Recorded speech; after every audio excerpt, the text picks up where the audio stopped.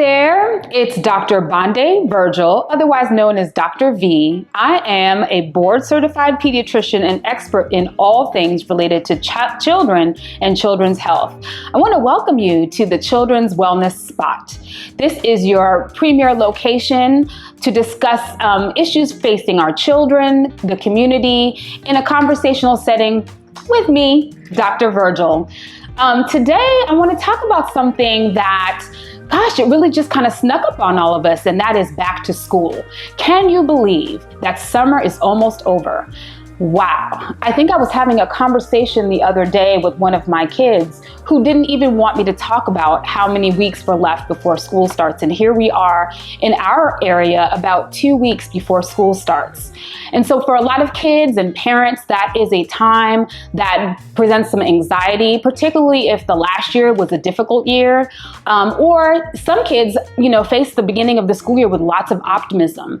Regardless of how you all and your family are approaching the back to school season, I want to give you a few tips and talk a little bit with you about what I share with my own patients about this time of the year, which is such a critical one for setting the tone for the rest of the school year. So believe it or not, this is an important part of children's health in how we learn and how we grow. So first and foremost, I want to encourage parents and kids to focus on being optimistic.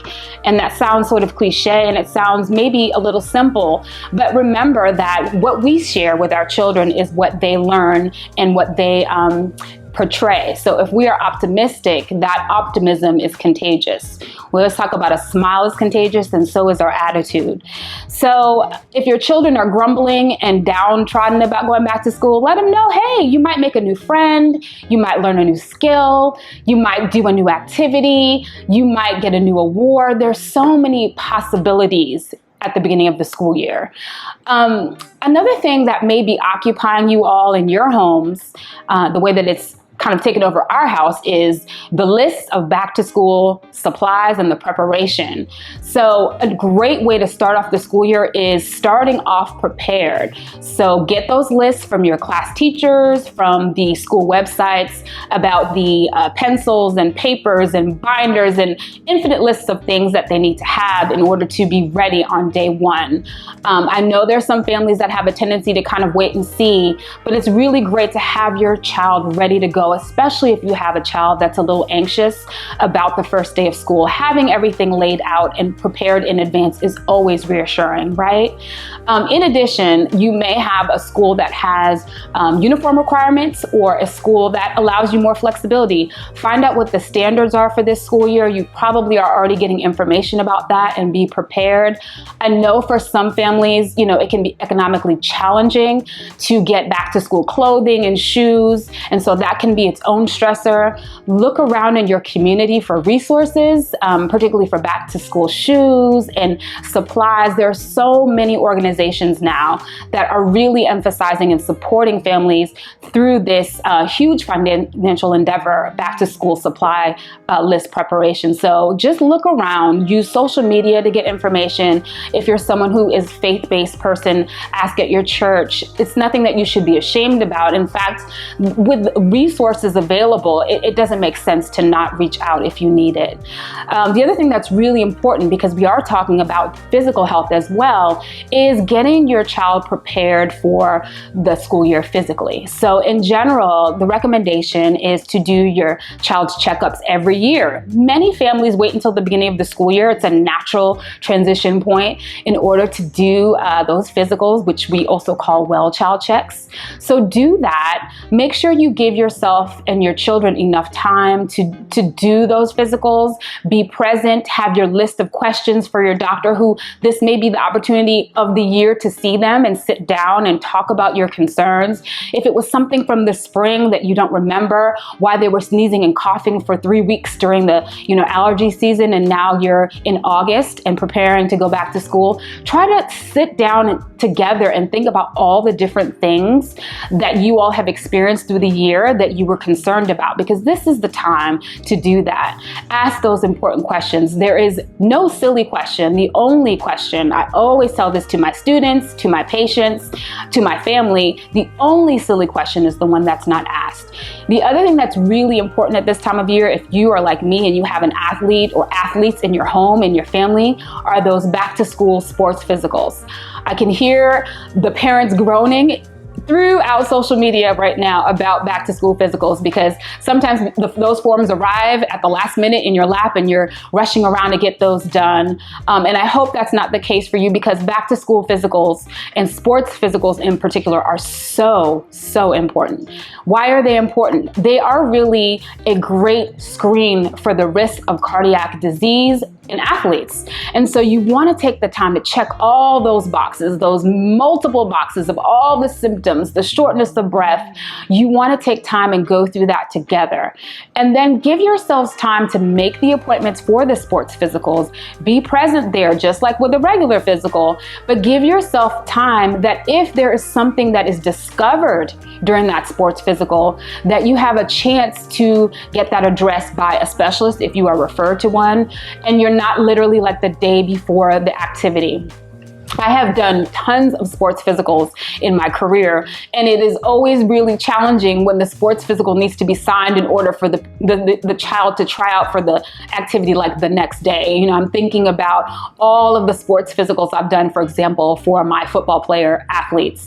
You know, we do those sometimes in large, numbers, and then inevitably every now and then there's an athlete where you hear a sound, a murmur, something's abnormal, particularly with the heart rhythm, and you have to take that student, that athlete aside with their family and counsel them on the next steps. And so if those next steps literally happen the day before tryouts, that's really hard. And for some athletes, it can actually be completely shocking.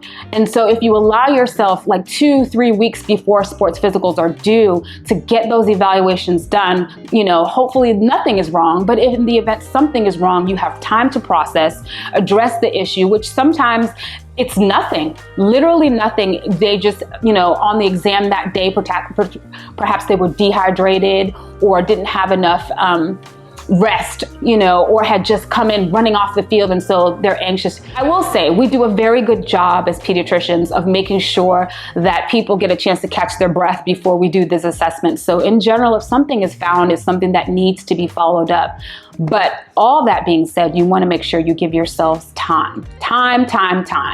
So to recap, you want to go ahead and be optimistic. You want to be prepared. You want to get those sports physicals done, those well child checks done. But last but certainly not least, if you have a child who you have been concerned about their behavior or their learning, particularly in the past school year, take some time to sit down with your doctor. Your pediatrician is a great start, your child behavioral specialist, a psychiatrist, a psychologist, and come up with a plan for the academic school year. Because you don't want to wait until your son or daughter, niece, nephew, or grandchild is in trouble.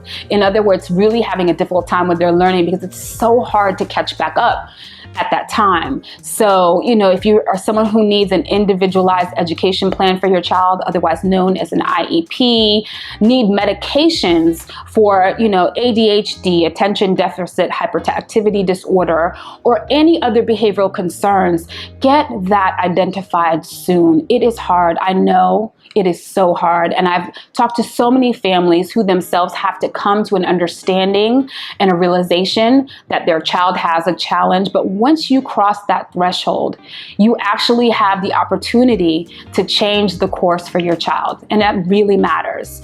So again, be positive, be optimistic, get ahead of those well child checks, get those shopping lists done, find the resources in your community for outreach, for support to get those resources. And if your child has any learning issues or behavioral issues, jumpstart that right up front, including reaching out to your child's future teacher. Remember, we are your partners in this. Pediatricians are your partners in the journey. If you need letters, if you need feedback, if you need support, that is what we're here for. And here at the Children's Wellness Spot, that's what we do. Encourage communities to be stronger by encouraging families and children to be healthier. I really want to thank you for your time this afternoon. I've enjoyed chatting with you all about returning back to school. Hopefully we can all just kind of woosah, because it's not going to be a bad year. It's going to be a great year because we've claimed it to be one. Remember, be optimistic. Have a great one. Until we see each other next time, take care. Thanks for spending time with me, Dr. V, at the Children's Wellness Spot. Make sure you subscribe, like, and comment. Hit that notification bell so that you can get the most up-to-date content when I post it. See you next time.